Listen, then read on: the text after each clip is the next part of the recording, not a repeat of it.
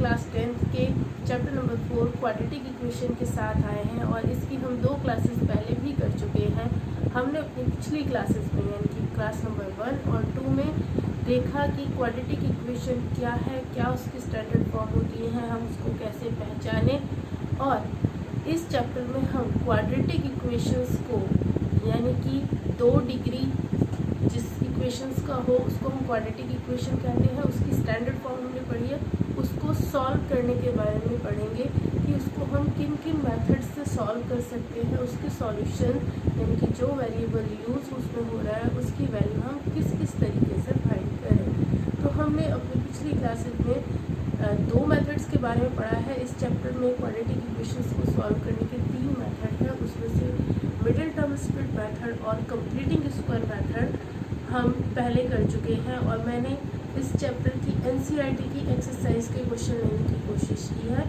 आज हम इसी चैप्टर की 3rd सीरीज़ के लिए आए हैं और आज का हमारा जो चैप्टर है वो नेचर ऑफ रूट्स के बारे में है। डी मेथड जो इसका 3rd मेथड है उसके बारे में हम पढ़ेंगे। डी मेथड जो है उसको हम क्वाड्रेटिक मेथड के नाम से भी जानते हैं, क्वाड्रेटिक फार्मूला के नाम से भी जानते हैं।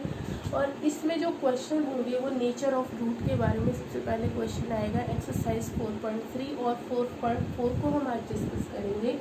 नेचर ऑफ रूट्स के बारे में हम क्या डिस्कस करेंगे कि इफ़ हमारे पास a x square plus b x plus c equal to 0 ये हमारी स्टैंडर्ड क्वाड्रेटिक इक्वेशन होती है जिसमें a एक्स स्क्वायर का कोफिशिएंट है, b is the coefficient of x term and c is the constant term and right side is 0। तो इसमें हम d यानी कि डिस्क्रिमिनेंट निकालेंगे। डिस्क्रिमिनेंट का फॉर्मूला होता है b square minus 4ac। Guys ये आपको लर्न करना है। तो इस पे बेस हमारी 3 कंडीशन होती है कि अगर हमारा d ग्रेटर देन 0 होगा तो क्योंकि क्वाड्रेटिक इक्वेशन है इसका मैक्सिमम देखिए पावर 2 है, इसको हम डिग्री कहते हैं। डिग्री जितनी भी पॉलिनोमियल की या इक्वेशन की होती है उतने ही उसके सॉल्यूशन एग्जिस्ट करते हैं। तो इसमें x के 2 वैल्यू होंगे। तो अगर हमारा d ग्रेटर देन 0 है तो हमारे पास 2 डिस्टिंक्ट एंड रियल रूट्स आएंगे यानी कि 2 सॉल्यूशन आएंगे, x के 2 वैल्यूज़ आएंगे और 2 डिस्टिंक्ट एंड रियल रूट्स होंगे। अगर हम कंडीशन नंबर b पर आते हैं when d is equal to 0, जब हमारा d 0 होगा तो हमारे रियल रूट्स तो होंगे बट दोनों रूट्स जो है वो इक्वल हो जाएंगे यानी कि x के दोनों ही वैल्यू सेम आएंगे। और when third condition d is less than 0 then no real root exist. तो रूट एग्जिस्ट नहीं करेंगे तो आपको x के वो वैल्यूज़ निकालने भी नहीं है क्योंकि वो एग्जिस्ट ही नहीं करते। तो इसमें देखिए क्वेश्चन जो है जब आपके पास आएगा तो इसमें 2 कंडीशन जो फर्स्ट 2 कंडीशन है उसमें ये भी होगा कि if real root exist then find the roots. तो देखिए रूट्स हम कैसे निकालेंगे उसका आपके पास फॉर्मूला है। फर्स्ट कंडीशन ये में देखिए when d is greater than equal to 0 तो मैंने लिखा 2 distinct and real roots exist. तो इसमें 2 रूट्स जो होंगे आपके रूट्स होते हैं अल्फ़ा और बीटा। ये इसकी नोटेशन है कि 2 जो x के वैल्यूज़ होंगे उनको हम अल्फ़ा बीटा कहेंगे और इसका वैल्यू का फॉर्मूला है -p plus root D by 2a। और एक बार यही माइनस भी हम मिडिल साइन चेंज कर देते हैं या यहाँ भी लगा सकते हैं कि -b minus root D by 2a यानी कि एक बार प्लस में d है और एक बार माइनस d है। तो यहीं से हमारी जो अल्फ़ा और बीटा की वैल्यू है वो डिफ़र करती है कि यहाँ एक बार प्लस d आएगा और एक बार माइनस d आएगा, इसलिए हमारे 2 डिस्टिंक्ट रूट होते हैं। व्हेन कंडीशन b आपकी आती है तो यहाँ लिखा है रियल इक्वल रूट्स। तो इसी फॉर्मूला में आप देखिए जब अल्फ़ा और बीटा के 2 वैल्यूज़ आए थे तो डिफरेंस कहाँ से आया था +d और -d से। तो जब d ही 0 हो जाएगा तो दोनों वैल्यूज सेम आएंगे। अब इन्हीं कंडीशंस में आप अल्फ़ा बीटा की वैल्यू में d को 0 रख दें तो आप सेकंड कंडीशन पे आएंगे जब d 0 है तो आपका यहाँ से वैल्यू -b/2a आएगा और यहाँ पर भी -b/2a आएगा यानी कि अल्फ़ा और बीटा दोनों का वैल्यू सेम आ गया है।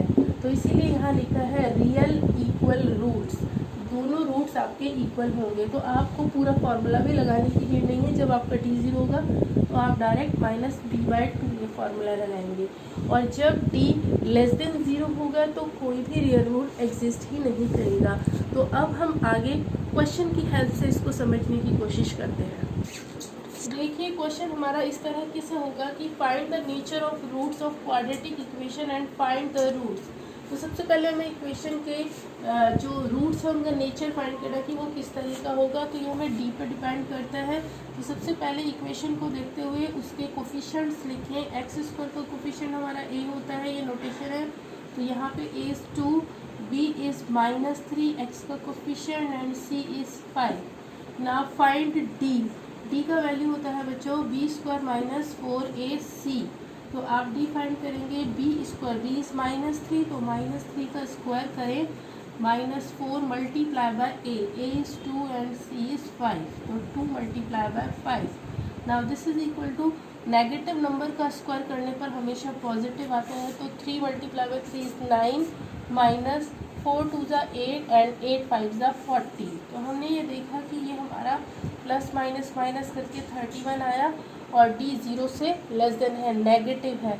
तो when d is less than 0 तो हमारे पास कंडीशन होता है no real root exist. Root exist, तो जब रूट एग्जिस्ट ही नहीं कर रहे तो हम उनको फाइंड ही नहीं करेंगे और क्वेश्चन यही खत्म है। आपको अल्फा और बीटा रूट्स की वैल्यू नहीं निकालनी है। स्टार्ट। तो एक और एग्जांपल है मेरे पास, इसकी हेल्प से हम इसको समझने की ट्राई करते हैं। ये क्वेश्चन भी वही है, find the nature of roots and the roots of the equation. Then सबसे पहले आप इसके ABC लिखिए कंपेयर करके इक्वेशन को। एक्स स्क्वायर का जो कोफिशिएंट है वो आपका 3 है, तो b is the coefficient of x which is equal to -4√3। उसमें ये भी ध्यान रखिए कि साइन भी साथ में लिखना है and constant of is 4। Now find D पे ही हमारी कंडीशन आगे नेचर ऑफ रूट्स हम बता पाएंगे। तो ये होता है हमारा b² - 4ac, ये आपको लर्न करना है। और b² है आपका -4√3 का square -4 multiply by a is 3 and c is 4। ये आपका हुआ 4 का स्क्वायर, नेगेटिव का स्क्वायर है तो पॉजिटिव आंसर होगा। 4 का स्क्वायर हुआ 16 और √3 का स्क्वायर हुआ 3। और यहाँ पे ये 4 4 जा 16 मल्टीप्लाई बाय 3 इज 48। तो दोनों तरफ हुआ 48 - 48 यानी कि डी का वैल्यू हो गया आपका 0। तो डी जब हमारा 0 होता है तो हमारे इक्वल रूट्स होते हैं 2 एंड इक्वल रूट्स, दोनों रूट्स का वैल्यू सेम हो जाता है। तो इक्वल रूट्स के केस में मैंने आपको बताया था जो अल्फा और बीटा की आप वैल्यू निकालते हैं उसमें जब आप लिखते हैं -b ± √d/2a तो वो d नहीं लिखना है, सिंपल -b/2a, क्योंकि d तो 0 ही हो चुका है। तो आप यहाँ पे -b का वैल्यू देखिए, -b का वैल्यू है -4√3 एंड 2a, a इज 3। तो ये हुआ आपका -+4√3 डिवाइडेड बाय 6 लिख सकते हैं, या 2 × 3 रहने दें। 2 × 3 की वजह से ये कैंसिल हो जाएगा, आपका 2 से 4 कैंसिल हो जाएगा तो ये आपका 2 बचेगा। और 3 को हम √3 का स्क्वायर भी लिख सकते हैं, ऐसे √3 × √3, बिकॉज स्क्वायर से ये 3 ही हो जाएगा वापस कन्वर्ट, तो ये √3 से कैंसिल हो जाएगा। तो आपके पास हुआ 2/√3। तो ये वैल्यू आपकी अल्फा की भी है और बीटा की भी है। तो आप ऐसे लिखेंगे आंसर में, मीन्स एक्स के जो वेरिएबल है एक्स के 2 वैल्यू है अल्फा बीटा इक्वल टू 2/√3 और दूसरा भी आंसर 2/√3 होगा। एक और एग्जाम्पल हम करते हैं स्टार्ट। तो गाइस हमारे पास एक और एग्जाम्पल है, इससे हमें पूरा क्लियर हो जाएगा। वैसे तो इसी तरीके से करना है, पर क्योंकि देखिए ए जो है आपका वैल्यू है ये 2, b is -6 and c is the constant of 3, then find d is equal to b² - 4ac, this is 4। तो b का वैल्यू है -6 whole square -4 into a is 2 and c is 3। now this is equal to 36। Negative का square, मैं बार बार बता रही हूँ आपको, negative का स्क्वायर होगा तो वो 2 बार प्रोडक्ट होगा, -6 मल्टीप्लाई बाय -6 तो माइनस माइनस प्लस होगा, तो स्क्वायर हमेशा पॉजिटिव ही आते हैं। -4 2 ज़ा 8, 8 3 ज़ा 24। तो ये हमारी जो वैल्यू है वो पॉजिटिव आने वाली है, ये हमें पता लग गया है। तो ग्रेटर देन 0, जब हमारा d ग्रेटर देन 0 होता है तो हमारे टू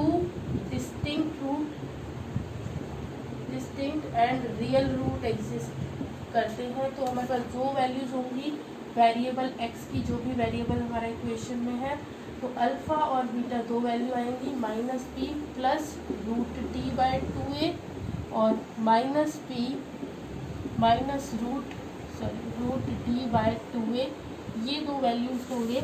इनमें हम b की वैल्यू लगाएंगे।